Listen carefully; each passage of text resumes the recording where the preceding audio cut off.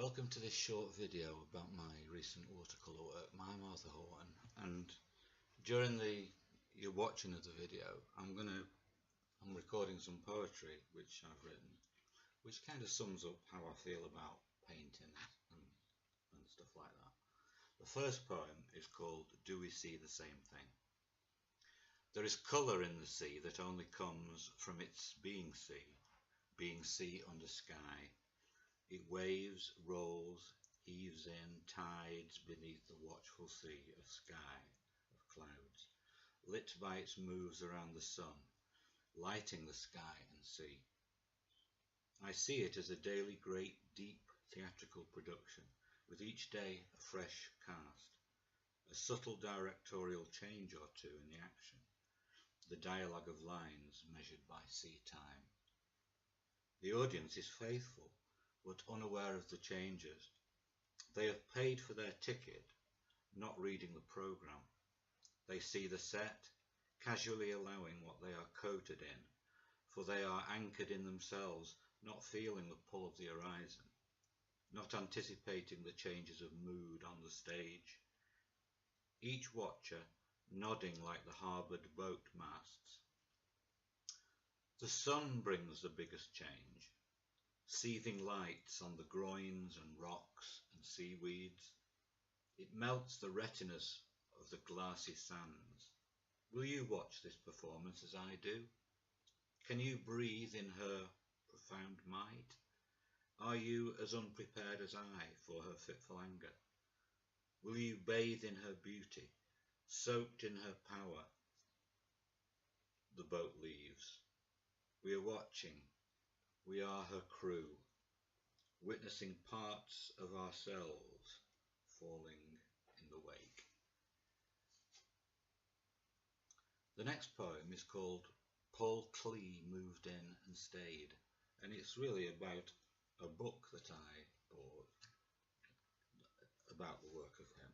I love Paul Klee's work, and many aspects of his life are very interesting. And I brought home a book one day from the city, and this is the kind of feeling it gives me and helps with the painting work in many ways, inspirational that he is. It's called Paul Klee Moved In and Stayed. He arrived in a brown paper bag from Tel Aviv. I brought him home in the communal taxi. He didn't have to pay or put on a seatbelt. You could say he was undercover. 2 lilac ones, one on each side. I took him from the bag and showed him off. Dahlia smiled. He was our house guest. The thing with Klee is, he has the power to transform a room, to make it more special. He can make quiet suggestions such as, that's when certain foods are served, certain clothes should be worn. We try to follow his directions to allow flow. I let him sit where he chooses, in which particular place or space as he prefers to call it. We go out for walks along the cliffs. He strains his eyes. He is no longer youthful. Klee has correspondence with other creators, like the shoal of tiny fish we spy from above, swimming close to the shore. This next poem, which is called Personal Journey of Painting, really sums up the kind of approach I have to starting out on a painting and seeing it as a journey.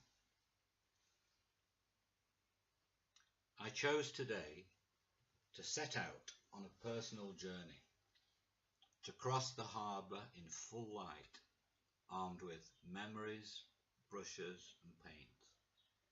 The view is stretched out before me. My aim is to set this rising and falling place onto watercolour paper, with its skeleton drawing smiling through, washes which alternately sink or float in a box of perspective that I manipulate.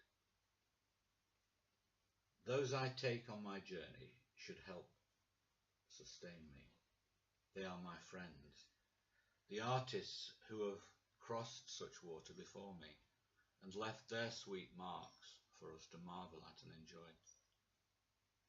Raoul Dufy, in and around Trouville, whose masts and sails and handwritten seas will dance and invite partners forever.